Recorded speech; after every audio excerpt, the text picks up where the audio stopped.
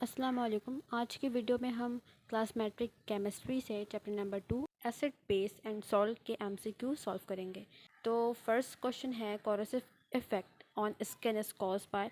Corrosive effect मतलब जला देना, ठीक है। ऑन स्किन मतलब वो चीज़ जो स्किन को बर्न कर दे, जला दे। वो किसकी वजह से होता है? एसिड की वजह से, बेस की वजह से, सॉल्ट, या फिर बोथ ए एंड बी।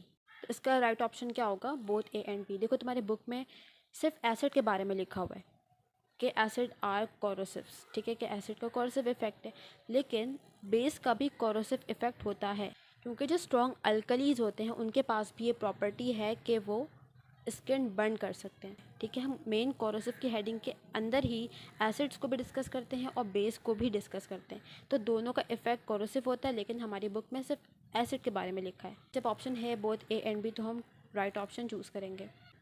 अच्छा, नेक्स्ट है preservatives are use to preserve. जो प्रिजर्वेटिव्स हम यूज़ करते हैं वो किस चीज़ को प्रिजर्व करने के लिए यूज़ करते हैं? एसिड को प्रिजर्व करने के लिए, बेस को प्रिजर्व करने के लिए, फूड या फिर वाटर को।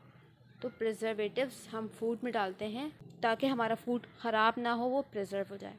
नेक्स्ट है which of the following is not an Arrhenius acid. इनमें से कौन आर्हीनियस एसिड नहीं है? देखो, आर्हीनियस एसिड पहले हमें पता होना चाहिए क्या है। तो आर्हीनियस एसिड्स ऐसे कंपाउंड्स हैं जो H पॉजिटिव आइंस डोनेट करते हैं। देखो, इसके पास भी H पॉजिटिव आइन है, इसके पास भी है हाइड्रोजन, इसके पास भी है, सिर्फ कार्बन डाइऑक्साइड के पास नहीं है। तो इसका क्या मतलब है कि carbon dioxide H positive ion नहीं बना सकता, तो कार्बन डाइऑक्साइड आर्हीनियस एसिड नहीं हो सकता। नेक्स्ट पर आ जाओ, NH3। NH3 हम किसे कहते हैं? Ammonia. Can be a base according to. Ammonia एक बेस हो सकता है, एक बेस है, किसके अकॉर्डिंग? आर्हीनियस थ्योरी के अकॉर्डिंग, ब्रोंस्टेड लॉरी, लेविस, या बोथ बी एंड सी। तो इसका राइट ऑप्शन क्या होगा? Both B and C. Bronsted Lowry के अकॉर्डिंग जो प्रोटॉन एक्सेप्टर है वो क्या है? बेस। तो हमने देखा था अमोनिया ने प्रोटॉन एक्सेप्ट करके अमोनियम आयन बना लिया था, ठीक है। और लेविस के अकॉर्डिंग जो इलेक्ट्रॉन पेयर को डोनेट कर रहा है वो बेस है, तो इसकी भी हमने एग्जांपल डिस्कस की थी। तो इन दोनों के अकॉर्डिंग अमोनिया क्या है? एक बेस है, क्योंकि ये प्रोटॉन भी एक्सेप्ट करता है और इलेक्ट्रॉन पेयर को डोनेट भी कर सकता है। अब नेक्स्ट है which of the following is a Lewis base. इनमें से कौन सा लेविस बेस है?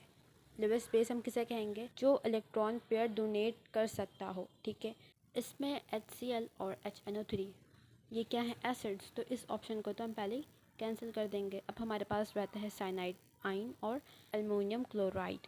तो अगर हम एल्युमिनियम क्लोराइड का स्ट्रक्चर बनाएंगे तो इसके पास कोई लोन पेयर नहीं है इलेक्ट्रॉन के, ठीक है। तो ये लोन पेयर डोनेट भी नहीं कर सकता, तो ये लेविस बेस नहीं है। जबकि साइनाइड आयन में देखो, यहाँ पर नेगेटिव चार्ज भी है, इसका मतलब है कि इसके पास इलेक्ट्रॉन ज़्यादा हैं, ठीक है। इसके पास इलेक्ट्रॉन के लोन पेयर मौजूद हैं, तो ये उन लोन पेयर्स को डोनेट कर सकते हैं, और जो लोन पेयर को डोनेट करता है वो क्या होता है? Lewis base. तो इसका राइट ऑप्शन क्या होगा? Cyanide ion, Cn negative. Next है a substance that can donate a pair of electron to form coordinate covalent bond. वो सब्सटेंस जो इलेक्ट्रॉन का पेयर डोनेट कर सके और कोऑर्डिनेट कोवेलेंट बॉन्ड फॉर्म करे, उसे हम क्या कहते हैं? Lewis base. अभी हमने डिस्कस किया। नेक्स्ट है pH value is greater than 7 then solution is.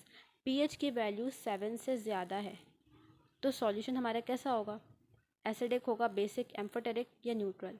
तो ये बात भी हमने डिस्कस की थी कि 7 एक न्यूट्रल pH है, अगर इससे कम होगा तो एसिड की तरफ जाएगा, एसिडिक pH की तरफ जाएगा हमारा सॉल्यूशन, और अगर 7 से ज़्यादा होगा तो वो बेसिक सॉल्यूशन की तरफ जाएगा।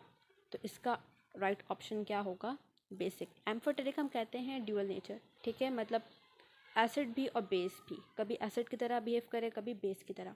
और न्यूट्रल मतलब 7 pH, ना ही वो एसिड है ना ही वो बेस है। नेक्स्ट है सॉल्ट अमंग फॉलोइंग इज। इनमें से कौन सा कंपाउंड एक सॉल्ट है? HCl क्या है? एसिड है, ठीक है, हाइड्रोक्लोरिक एसिड है। HNO3 भी हमें पता है क्या है? नाइट्रिक एसिड है। H2SO4 भी हमें पता है ये क्या है? सल्फ्यूरिक एसिड, ठीक है। तो KCl क्या है? सॉल्ट। अगर हम इसको थोड़ा सा डिस्कस करें तो सॉल्ट क्या होता है? जिसका एक पार्ट एसिड से आया होता है और दूसरा पार्ट बेस से आया होता है। तो अगर हम इसको देखें तो देखो KOH क्या होता है? एक बेस, ठीक है, पोटेशियम हाइड्रोक्साइड बेस है। Cl कहाँ से आया होगा? किसी एसिड से। तो कौन से एसिड में क्लोराइड आयन होता है? HCl। ठीक है, तो देखो एसिड और बेस जब कंबाइन होंगे तो क्या बनेगा, KCl। सॉल्ट बनता है तो KCl क्या होगा, एक सॉल्ट।